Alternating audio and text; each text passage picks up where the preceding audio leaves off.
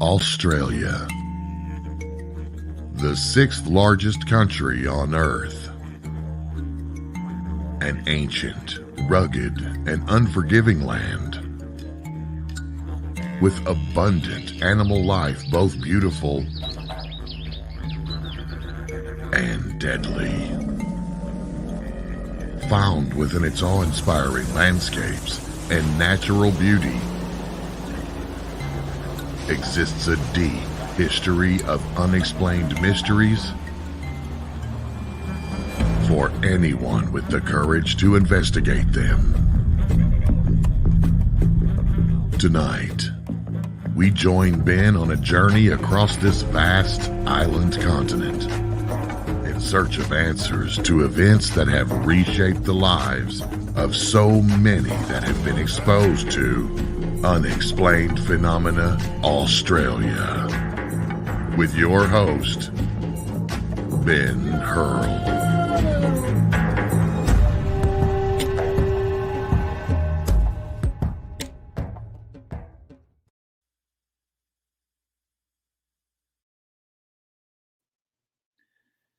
Hello and welcome to episode 12 of Unexplained Phenomena Australia. It's so good to be back with you again, and I've had such a great time over the last week going through everything that I could find that was really sort of strange, unusual, and I want to sort of try and continue the paranormal freestyle that I did last week and go over quite a few different things in the next hour that I think you will find to be very interesting, because I found them to be very interesting.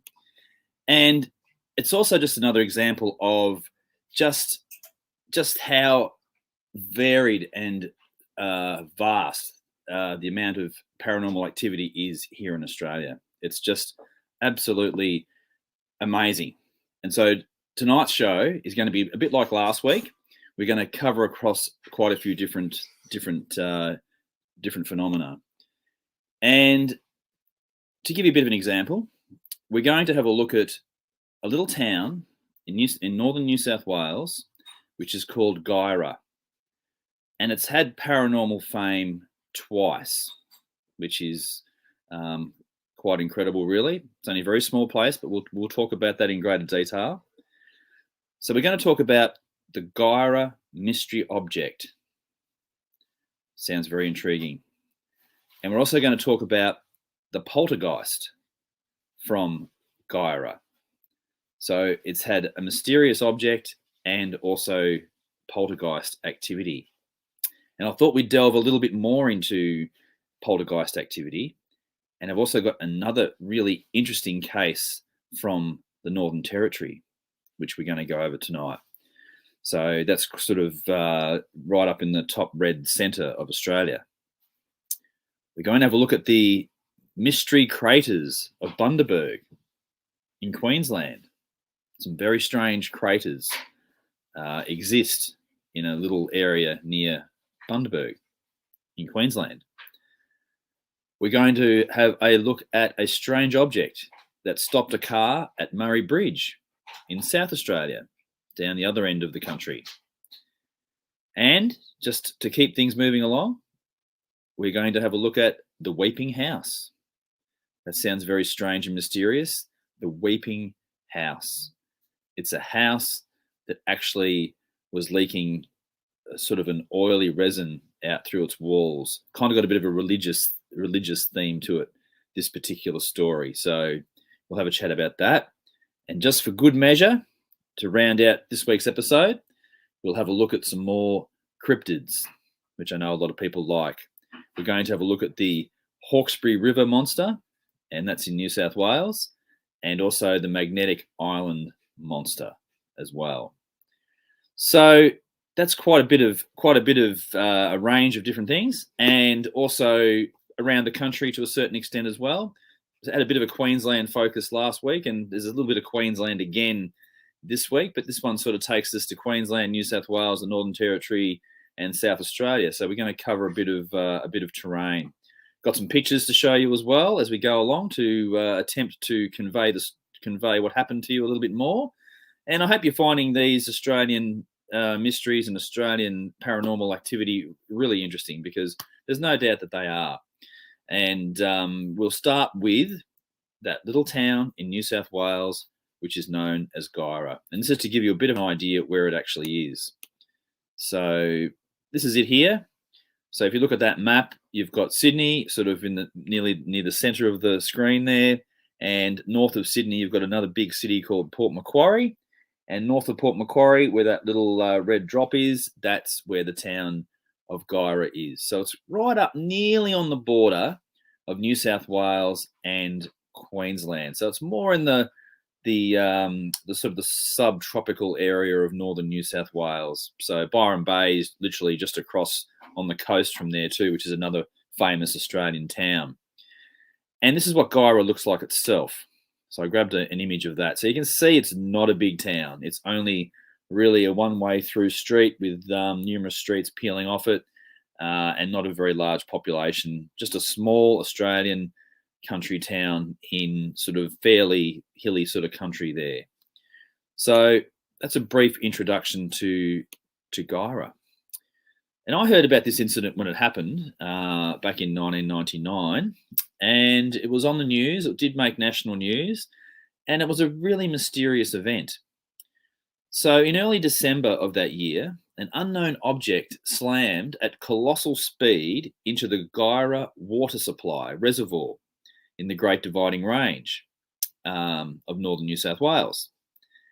And police divers reported that a hurtling missile had drilled a tunnel 20 metres long into the dam floor and seemed to have embedded itself. 4 metres deep into the granite below, they said the officials said it could only have been a meteorite. But a motorist also had a strange report to make that may have been connected to this mysterious incident. So Guyra is about 250 miles north of Sydney. It's perched high on a volcanic uplift of the northern tablelands. And in fact, the town is one of the highest in Australia at 4,364 feet above sea level. So it's really quite high up, and is known for being one of the coldest places to live in Australia. And it is really just, as we saw before, a quaint little town of natural beauty, and not a place where a whole lot sort of typically happens. But it would change definitely and make national news in December 1999, when that mysterious object smashed right into the local water reservoir. And it would begin a mystery that would cause hysteria in the small town. And it's never been concretely explained what happened. So we'll delve into this a little bit more. On December 8, a local council employee was carrying out maintenance work at the Guyra water supply when he noticed an unusual sight. There was a crater at least 6 feet across and an area of reeds measured by 50 feet by 20 feet that had been flattened in a semicircular pattern, as if something had plunged down from the sky to smash into the ground right at the edge of the dam. And when police were notified, it would turn out that locals had been calling in actual sightings of an object coming down, described as a green light that had caused a loud boom about 30 seconds after it had been sighted. However, rather oddly, the space agencies and the meteorological experts and authorities in Canberra had no record of a meteorite or space junk coming down in the area at that time. No one had a clue what it could possibly have been at all. And just to be safe, the authorities quickly moved to shut down the water supply and carry out an in-depth investigation to a point. It was quickly found that radiation levels in the vicinity were normal, but in the absence of any more information, the water supply was cut while divers got to work to check out the bottom. And as this was going on, the incident was hitting the news in a major way. And it featured predominantly on all of the major Australian television networks. As I said, I remember it from the time. And it was in the radio stations had it on, newspapers, everything. They had it. It was just right across the board, but not social media because that didn't really exist in 1999. So newspapers were covering it with sensationalist headlines, such as "There's an alien in the Guyra drink," and "The Guyra hit by mysterious flying object," "UFO splashdown," "Divers search dam for mystery object," which is probably the most reasonable of those newspaper headlines. "Does Guyra have a UFO in its dam?" another newspaper asked. And such headlines stirred up really intense interest, as they would, with people flooding into the normally quiet town in droves, and rumours going around that a UFO had crashed at the dam. It was a minor hysteria, and the theories were flying, with some saying that it was a meteorite or space junk, while others said it was aliens. And this captured the attention of the Australian UFO Research Network, who contacted the RAF base at Amberley, Ipswich, New South in Queensland. One of the team's researchers, whose name was Martin Studer, would say that he spoke to the office staff at Amberley RAF, and they told him that they had heard it wasn't a meteorite, that it was an object of some kind. This is from the RAF telling the local UFO researcher that no, it wasn't a meteorite, it was an object of some kind. It was funny, they were having a laugh, and they were saying that maybe it was a spaceship. The RAF were treating it a little bit lightly. And he was told that people had been sent to measure radiation levels. And he was asked to hold on the line, and they would transfer him to someone who could help him with his inquiry. And he got transferred to another RAF base at Williamtown, New South Wales. And the police divers are in the lake looking for what may have landed. And Williamtown RAF are waiting for the police to report back before moving. It was still not clear what had come down. It could have been space junk, meteorite, or even a plane. So a lot of confusion at the time. So just before I continue on, I'm just going to show you another couple of little shots here. So this is the area right on the edge of the water supply. And if you look at the center of that picture, you can see where that flattened reed area is, and that's where the object had come down and landed into that dam. That's quite a good picture. Shows it very clearly. So it's a very mysterious type of an impact as well, and we'll talk about that a little bit later. And here we've got the divers. The police divers are in the water hole, having a look around right on the edge of the reeds there where they're flattened, having a look with other officials standing on the side. So something straight out of the X-Files. So the police divers were searching in the water, and they found a subterranean cavern or tunnel, which was suspected to have been caused by the object drilling deeply into the ground. But at first the object itself could not be located. And after several days of searching, the water was found not to be contaminated, and there were some mysterious fragments that were found on the bottom. But whatever the mystery object was, it could not be retrieved because it was speculated to have buried itself deep down into the soft granite below the earth. So it was basically out of reach. And by this stage, the official cause of the impact was being seen as a meteorite, which was thought to have been about the size of a grapefruit, but there were no further efforts to retrieve it. And the general manager of the Guyra Shire Council, Jeff Brooks, dismissed any talk of actually trying to dig the object up.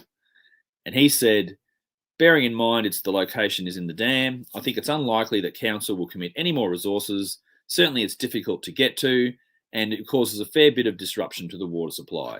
So I think it will actually remain one of life's marvellous mysteries. And that's from the general manager of the Shire Council, Jeff Brooks. And as far as the officials were concerned, that was that. It was neatly wrapped up. It was a meteorite, pure and simple, move along, nothing more to see. However, this was not known for sure, and no object had been produced to prove that it had been a meteorite. They had nothing. So, of course, the conspiracies were going around, that officials were trying to cover up what had really gone down, with accusations that the object actually had been dug up and whisked off, and that it was no meteorite, but rather a UFO. This was further fueled by the fact that the RAF base contacted by the Australian UFO Research Network had quite clearly stated that it had not been a meteorite. So the RAF had been informed that it wasn't a meteorite, and the media has been told that it was a meteorite. So you've got the typical games going on around what actually crashed at that time. And things got even more mysterious when two researchers from Phenomena Research Australia, by the names of John Ockertell, who I've mentioned before in previous episodes. John had been up to West Turriff and he had investigated the Jolly Farm. He was the chief investigator in the Kelly Cahill case. He was the Mundrabilla. He went over and investigated the Mundrabilla Nullarbor Plain case. He had done that. Highly experienced investigator. Another gentleman called Ron Barnett went to investigate the Guyra Dam incident. And they also speculated that it might have been a meteorite, but found some odd details that didn't really fit that theory. And John would go on to say that they did find the site interesting and they normally wouldn't travel to such locations, but the information sent to them from the Department of Defence, warranted a look. So yes, the impact had seen some strange aspects to it that would need some level of investigation. For example, the angle of the entry into the dam was very shallow, less than 45 degrees. That's a very shallow approach, not something coming straight down, bang. This thing's come in at almost an angle, or at a reduced angle. The surface has burn marks, and this is very unusual for a meteorite impact. He had a good look at the reeds on the bank, and they are down in a strange shape, not quite like an explosion, but more the characteristics of a compression wave. And the mud splash was interesting as it lets us know how much energy was in the impact, but the sting in the tail was that this impact is on the side, the bank, and the object may have skipped onto the water. And there was no witnesses to the impact. So I've got one other little photo to show you here just of the media gathering. So this was the media who'd come at the time when it was big news, and they'd all got there and took their cameras out and basically were filming pictures like that one that we saw earlier. So this is a great case. It's sort of relatively new in terms that it's not 1975 or 1965. It's 1999. So you've got nice clear imagery of what this object looked like. You've got the divers in the dam. So it certainly was causing an absolute mystery and puzzle at the time. So the problem, just going back to what I said before, there was no witnesses to the impact. No one saw this thing come down. People saw something in the sky. They heard noises, bit of confliction there. So no one saw the impact, making it hard to tell just what came down to earth in Guyra. And also making things difficult were the discrepancies in some of the reports from the eyewitnesses. For example, some of the witnesses mentioned a green glow or a light before the object apparently came down, while others said it was blue. And some witnesses described a loud boom-like explosion, while others made no mention of a sound. It all makes for a really compelling mystery. And while the official explanation is that this was nothing more than a crashed meteorite, there are plenty of people who think it could have been something far more mysterious. So what came down at the Guyra Dam that day and what happened to it? We may never really know for sure, particularly given the fact that no one is making any effort to try and dig it out, for reasons that make perfectly good sense. You don't need to disrupt the whole town's water supply, and it's probably not really ever going to come out, but something happened. And then, just to make it a little bit stranger again, another witness came forward. Now, on Monday, the 6th of December, this is a couple of days prior to it being discovered, a man whose name was Brian was driving between 2 a.m. and 3 a.m. in his Subaru station wagon past Guyra. He was travelling past it, and he was on his way to Queensland to stay with his daughters for Christmas. And when he came to a section of road where there was hundreds of red and white reflectors, it looked like a busy traffic intersection. There were no vehicles other than himself, and a truck was coming a long way behind him. and the truck had big lights on, and they were worrying Brian as he had his lights on low beam. There was all this frizzle of lights ahead of him, and he was puzzled, and he was struck by this red light. It lit up everything, and everything went red. And Brian became blinded, and he slowed down because he just simply could not see. And he could feel heat, and the light shone in the rear view mirror, hitting Brian in his eyes. So something is down over his car.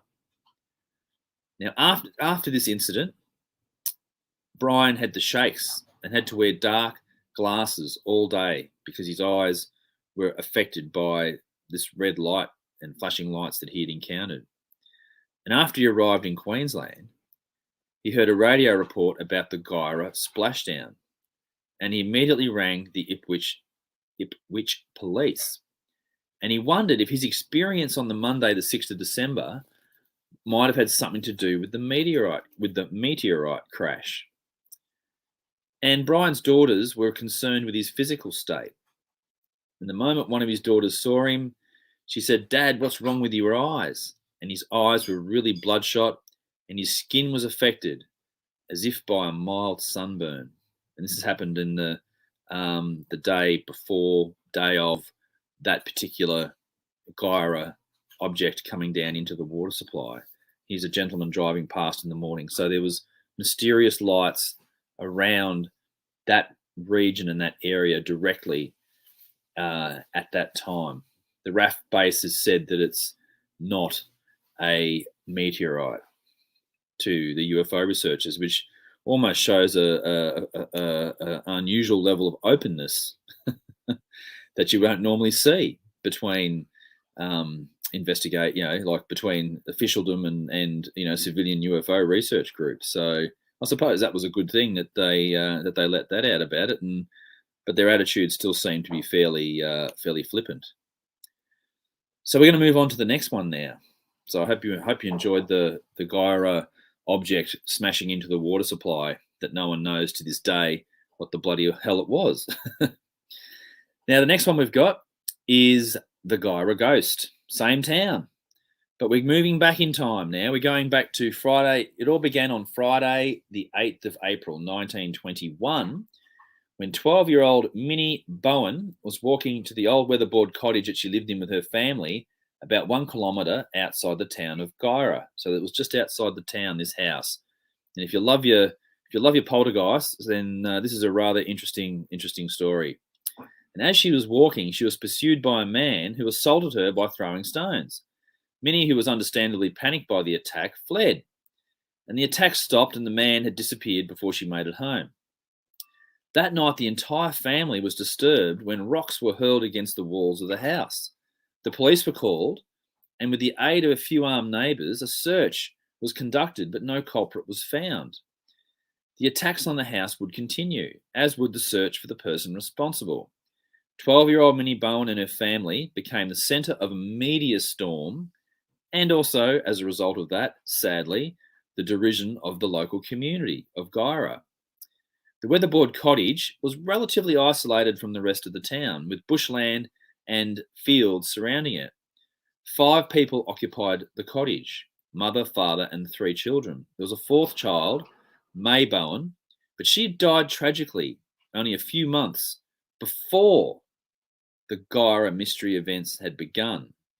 And as the attacks on the home continued, police and neighbours surrounded the property, forming a double-ringed cordon of people to prevent any would-be attackers getting close. So the police were taking it really seriously. And this proved to be futile as the rain of rocks continued unabated during the evening, starting at around 7 p.m. and continuing well into the night. And soon other rappings were heard through the house, and it became apparent that the noises followed young Minnie and her immediate location. On the following Thursday, this girl was removed from the premises to an undisclosed location. That night, police and more than 50 neighbours, and other civilians from the community made an even wider cordon of bodies around the property. On that occasion, no noises or disturbances were recorded. The following day, Minnie was brought back to the house and the noises soon started again. But this time, thrown rocks and wrappings would be recorded through the daylight hours as well. So it wasn't just a nighttime phenomenon with wrappings and rock throwing and strange noises. By mid-April, every window in the house had been smashed and other means of investigation were sought.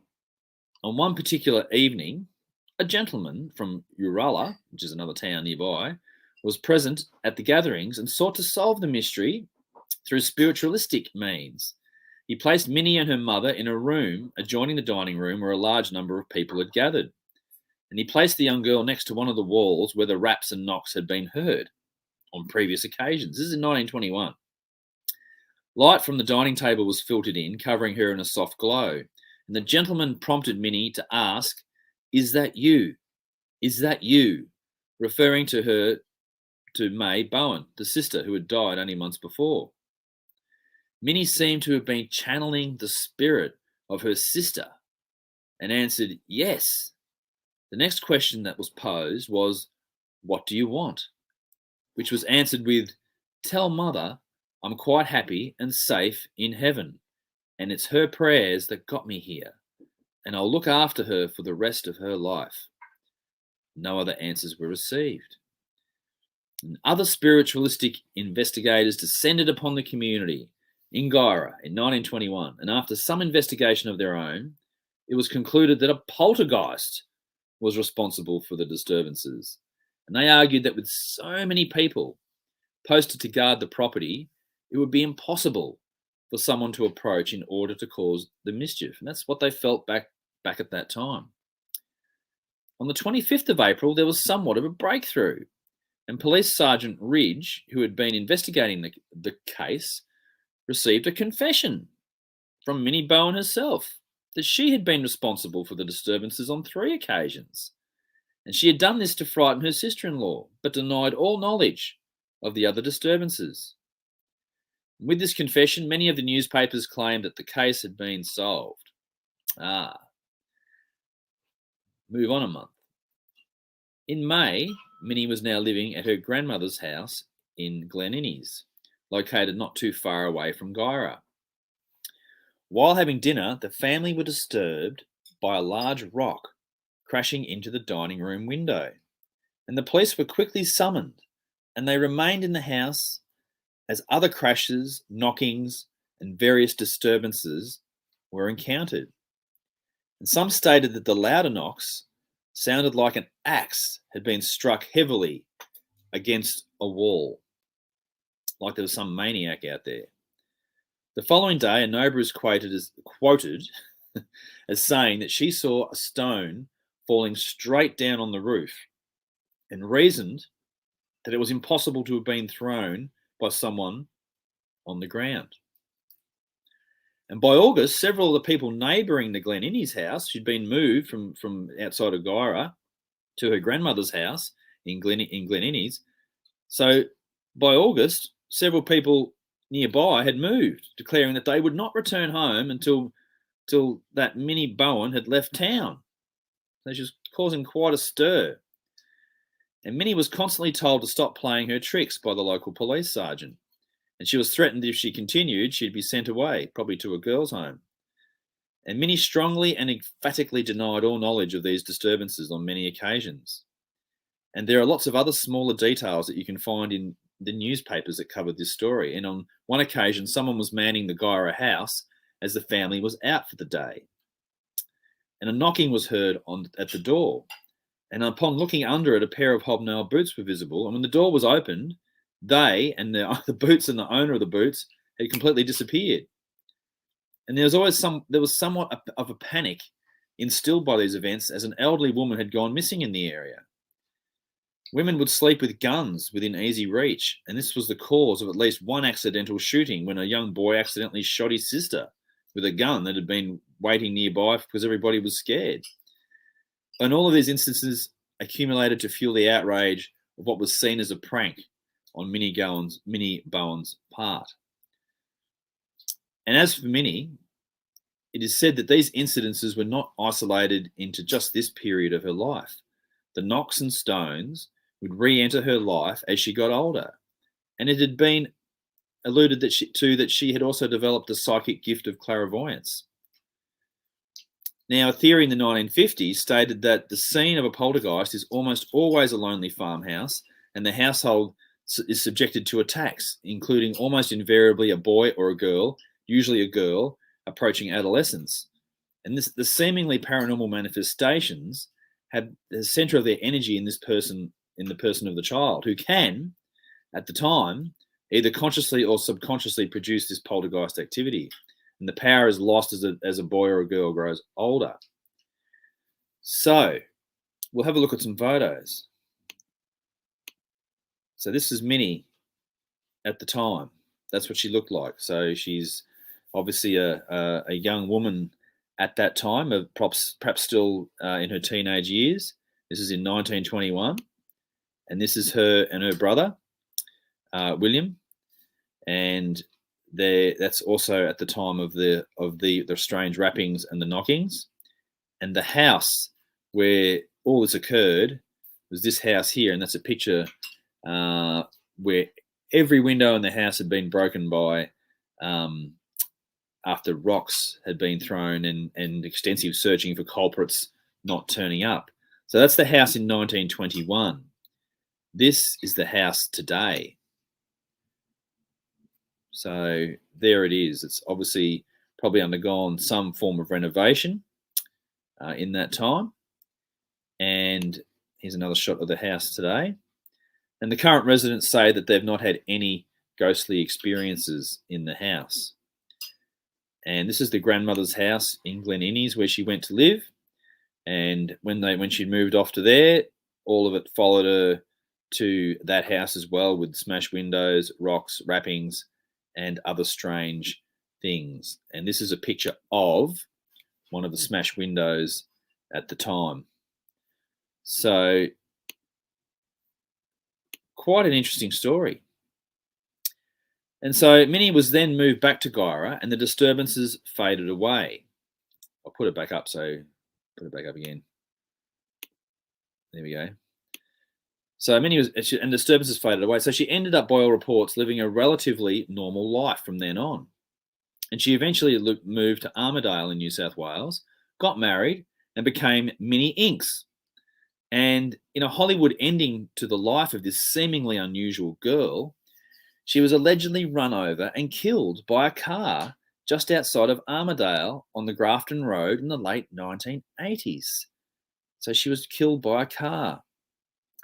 And oddly enough, at the time, in 1921, a film called The Guyra Ghost Mystery was made in 1921 and featured the Bowen family. And I cannot find that film.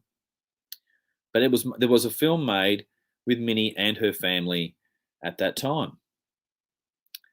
So it's definitely a strange story. The story of Minnie Bowen.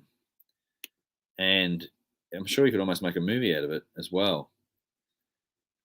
So we'll keep the poltergeist theme going. And we're now going to move on to another interesting poltergeist or geist, however you like to say it, incident. And this one occurred up in the Northern Territory at a really strangely named town called Humpty Doo. And this is Humpty Doo's location. So if you look at that map, you've got Queensland and the Northern Territory, and right up where that little red drop dot is, that's where Humpty Doo is located. So we've gone from Guyra down near just above Sydney and between Sydney and Brisbane, and we moved straight up right across the top of Australia there to a little place called Humpty Doo, which is really just outside of Darwin. So it's not too far away from the capital city. I think I've driven through it or past it when I was up there. So yes, it's a real small little sort of nondescript place. So what happened there? It was a dark and stormy night, and rain was holding off, but huge black clouds were rolling in, and a dramatic lightning display was filling the scenic tropical sky with sound and fury. So a storm had been approaching, and the residents of 90 McMinns Drive, Humpty Doo, sat on their patio with chilled beers on hand, enjoying the lightning show.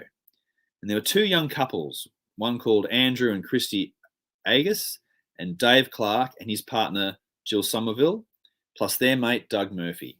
And all five were in their late 20s to early 30s.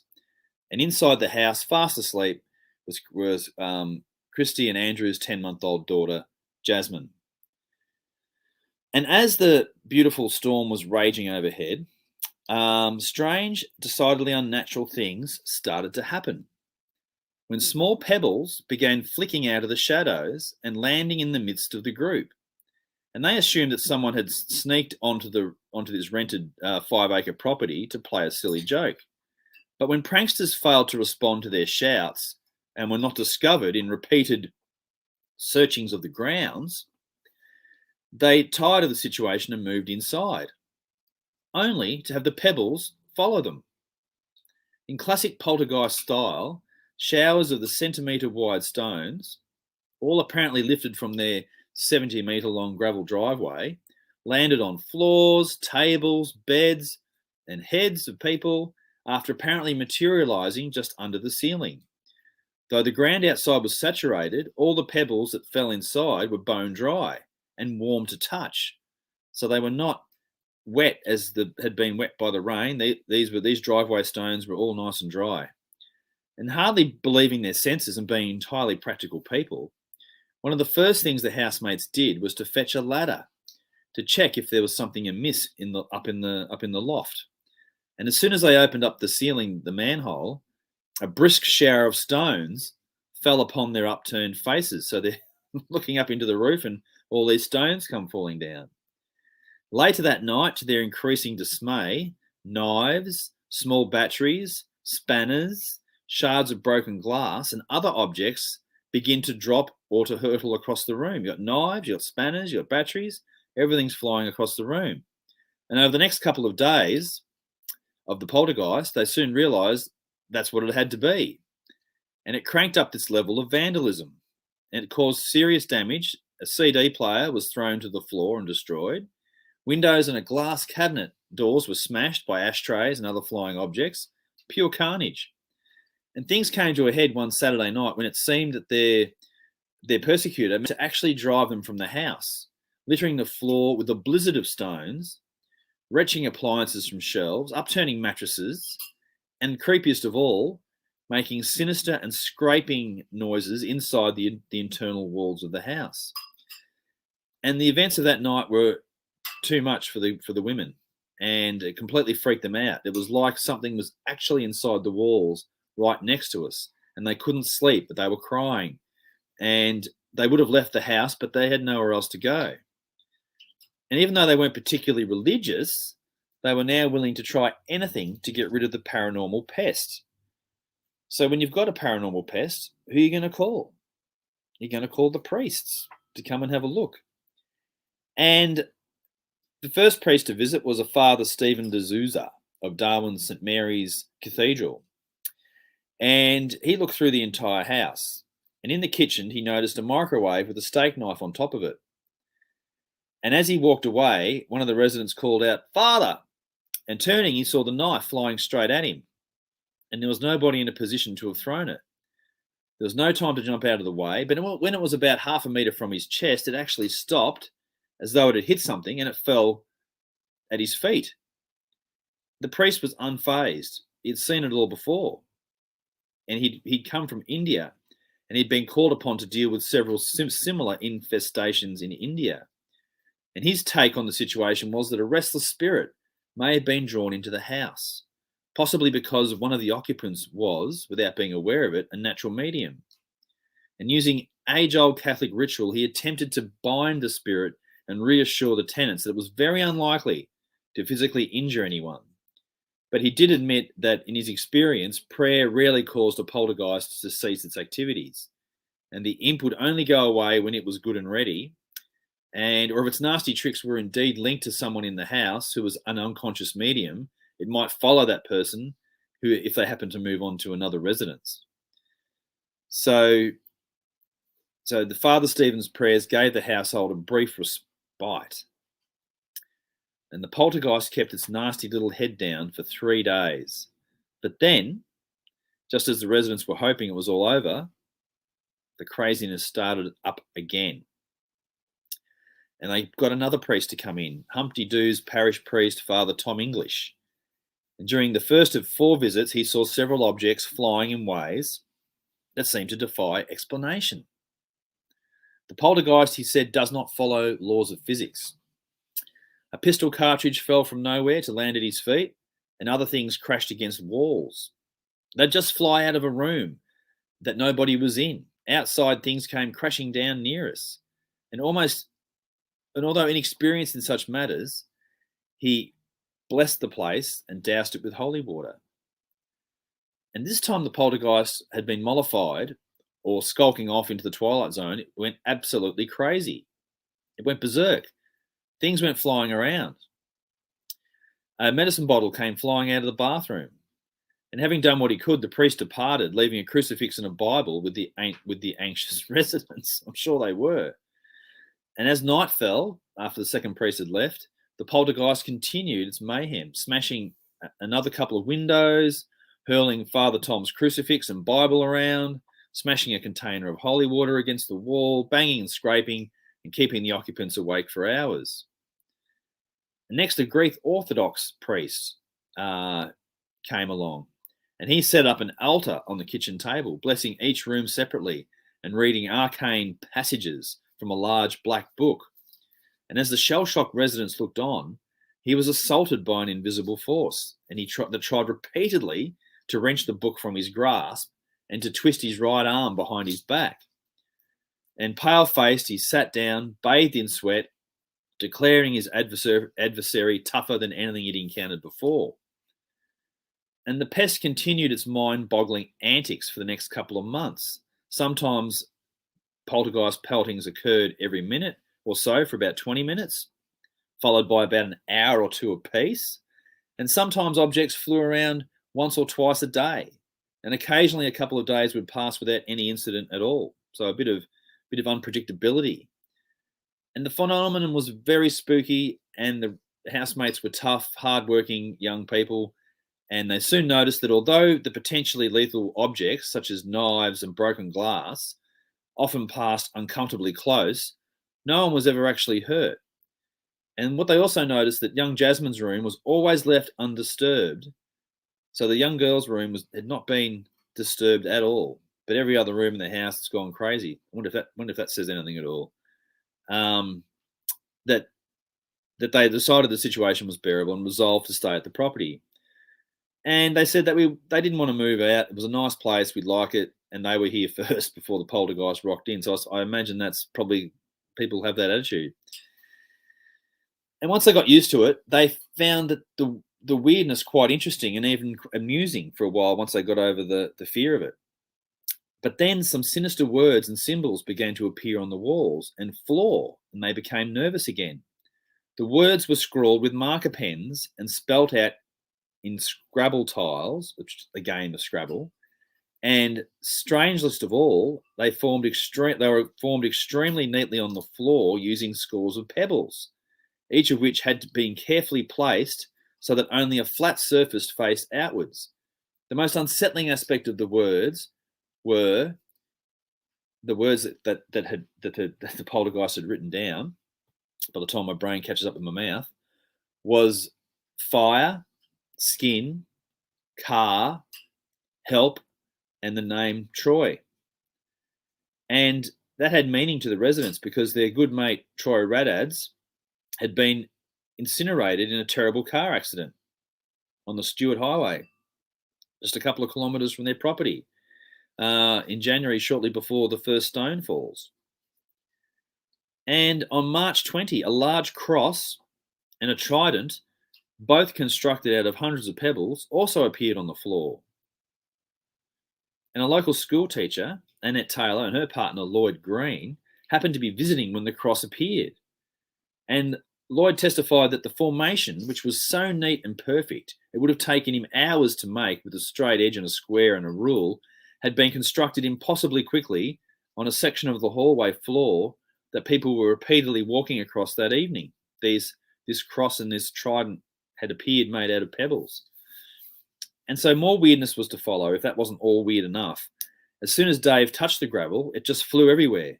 It pelted down the passageway. It was so loud hitting the walls, the baby woke up and started crying. Then the tools started flying around. An object materialized in midair, and Dave was chatting to a lady, and she was sitting across from a wooden table. She was reading a newspaper article with both her hands in plain sight. This was just unbelievable stuff going on. There were other instances of where knives and bullets were whizzing around. Showers of stones also happened, again, were still happening on a regular basis. And with the messages on the floor and walls had a malicious flavour to them. But if they really wanted to hurt them, they could have put a knife into their back. And after 4 months, the poltergeist left as suddenly it had arrived, and its departure is still unexplained. So really, really interesting. Now we're going to move on to the Bundaberg Craters. So in Bundaberg, there is some very unusual craters. Now this is where Bundaberg is. It's north of Brisbane in Queensland. So what was going on? Owen and Aileen Murren owned a mixed crop farm 20 kilometres from Bundaberg. And in the winter of 1971, they decided to clear some grassy tussocks and trees and stumps to create an area that they could grow zucchinis in. The terrain was very harsh and difficult to clear. And in the midst of it, Owen found his path had been blocked by an enormous boulder, and he used his tractor to dislodge it. Just getting rid of that picture. And he discovered underneath it something that would totally change his life.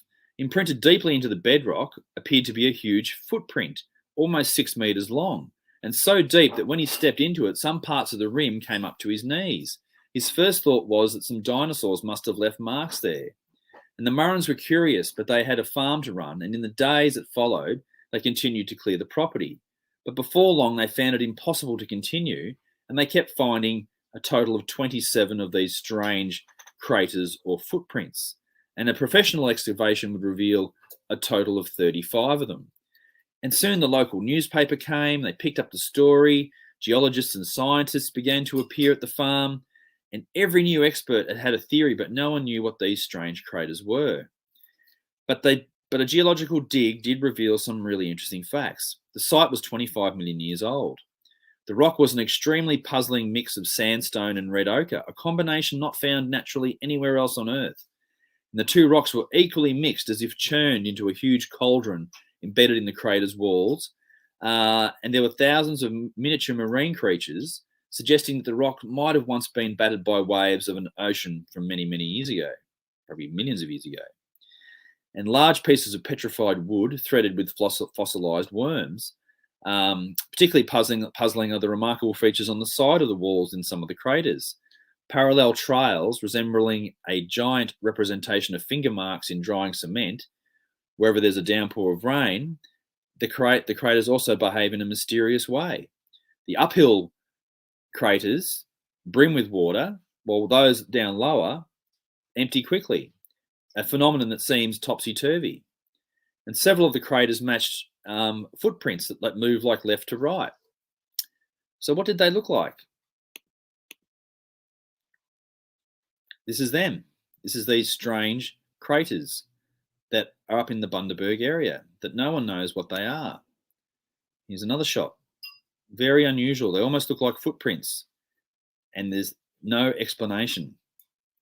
One more image.